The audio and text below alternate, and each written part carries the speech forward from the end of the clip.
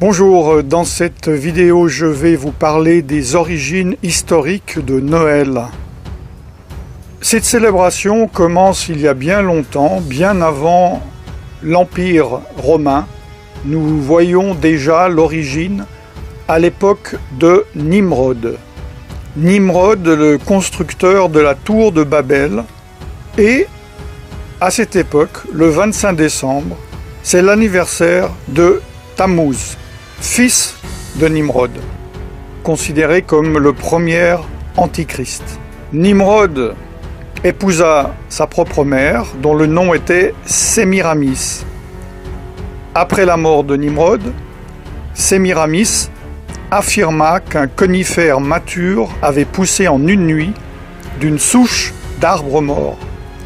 À chaque anniversaire de sa naissance, elle affirmait que Nimrod visiterait l'arbre à feuilles persistantes et y laisserait des cadeaux. Le 25 décembre était donc cet anniversaire. Nimrod, donc, que l'on peut appeler également le Seigneur de Noël. En Égypte également, c'est la célébration du culte du dieu soleil, Ré ou Ra, et d'Osiris, dieu de la fertilité. En Perse, c'est le culte du dieu soleil Mitra. En Grèce, c'est le culte du dieu soleil Hélios et de Dionysos, également dieu de la fertilité et du vin. À Rome, bien avant la naissance de Jésus-Christ, c'est le culte du Sol Invictus, le soleil invaincu.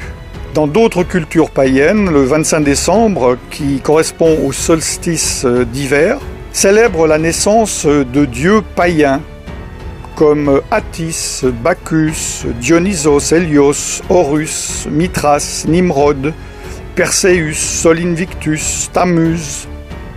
Et finalement, cette nouvelle idole, ce nouveau dieu récupéré par l'Empire romain, Jésus, qui fut rajouté et assimilé à ces cultes païens. L'Empire romain, culture païenne par excellence, avec sa religion panthéiste, l'adoration de nombreux dieux, célébrait les Saturnales. Que sont les Saturnales? Voici ce que dit l'encyclopédie Britannica. Dans l'Empire romain, les Saturnales étaient une fête de divertissement et d'échange de cadeaux. Le 25 décembre était également vu comme l'anniversaire du dieu Mitra, le soleil vertueux.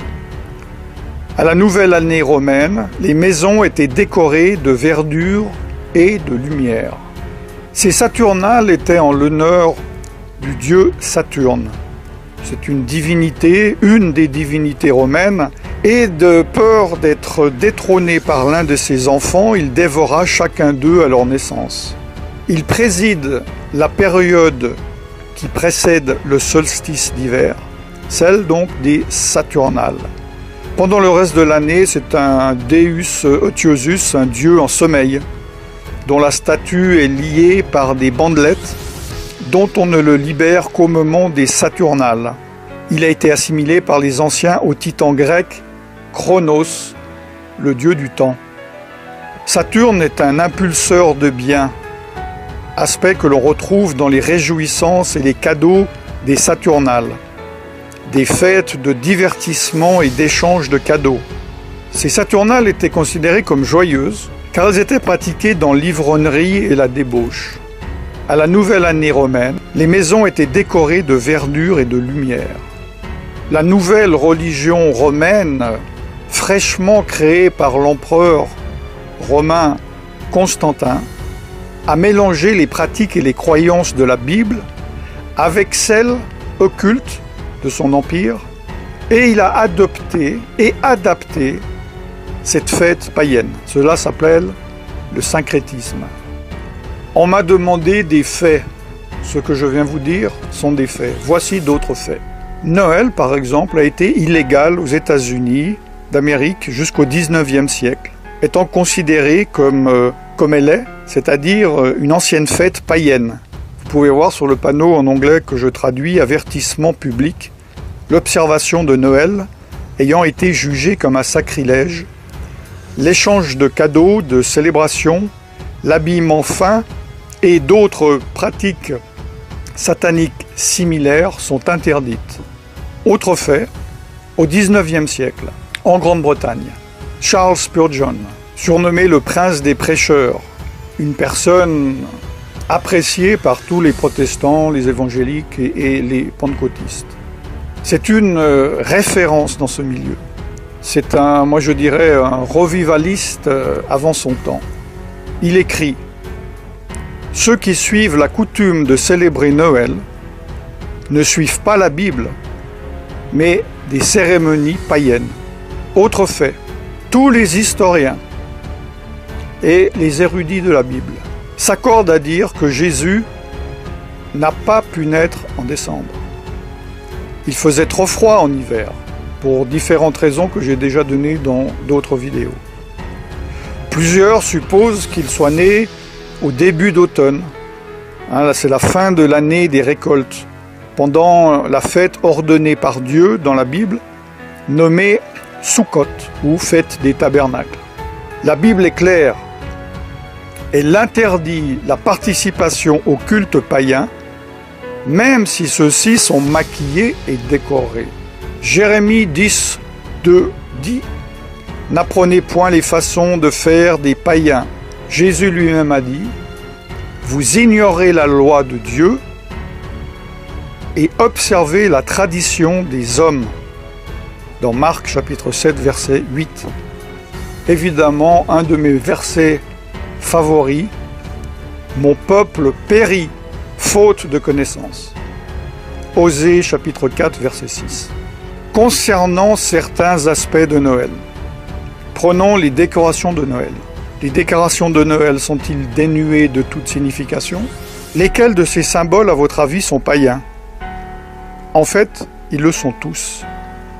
Par exemple, le hou est utilisé dans les rituels païens pour la fertilité.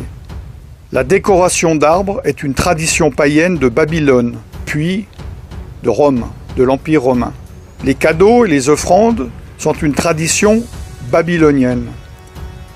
Le sapin est le symbole païen de la fertilité. Même les bûches de Noël, est une coutume païenne de sacrifice sur le bûcher. Venons-en au Père Noël, tellement aimé des petits et des grands. Le Père Noël est-il libre de toute religion? Beaucoup de personnes croient que le nom de Saint Nicolas se réfère à l'évêque de Nicolas de Myre. J'en ai déjà parlé dans d'autres vidéos. Mais les historiens déclarent que ce personnage est une pure légende. D'ailleurs, dans les années 70-70, le Concile Vatican II a formellement déclaré qu'aucun évêque de l'Église catholique romaine du nom de Nicolas n'avait jamais existé. En anglais, la langue la plus utilisée du monde, le Père Noël est appelé Santa Claus. Santa, dans les jeux ésotériques, est l'anagramme de Satan. Selon l'encyclopédie, le nom de Santa était le surnom pour le Nimrod, dont je vous ai parlé en Asie mineure, qui avait les caractéristiques d'avoir une longue barbe, une reine, pas la femme d'un roi, mais l'animal, sans oublier qu'il est né, comme je vous l'ai dit, le 25 décembre. Le Père Noël est connu dans notre culture comme étant éternel. Comme un Dieu, il connaît toutes nos actions. Comme un Dieu, il juge nos bonnes ou nos mauvaises actions. Il est donc représenté, sans que les personnes ne se rendent compte, comme étant omniscient, omniprésent et omnipotent. Ces qualités n'appartiennent qu'à Dieu lui seul. Les enfants prient Santa afin qu'ils obtiennent des cadeaux, des faveurs, des bénédictions, au lieu de prier Dieu. Comme j'espère vous le savez, le Père Noël, sous sa forme actuelle, joviale, obèse, a été créé de toutes pièces dans les années 30 par la société Coca-Cola pour vendre ses bouteilles de boissons. N'oubliez pas, chers frères et sœurs, que la parole de Dieu dit « Je suis l'Éternel votre Dieu, et tu n'auras pas d'autre Dieu que moi » Exode chapitre 20, versets 2 à 3. Dieu également a fixé des fêtes. En tant que chrétien, vous pouvez très bien dire qu'elles ne sont pas applicables vu que vous êtes sous sous la nouvelle alliance. Je ne vais pas traiter de cela. Si vous ne comprenez pas les choses de Noël, vous ne comprenez pas encore ces choses. Mais Dieu, dans Lévitique, tout le chapitre 23, a parlé de ces fêtes, les temps que lui-même a fixés, son calendrier. Le calendrier du Dieu dont vous dites être son enfant. Pourquoi vous rassemblez-vous dans le calendrier que Satan a fixé, au lieu de vous rassembler dans le calendrier que Dieu a fixé?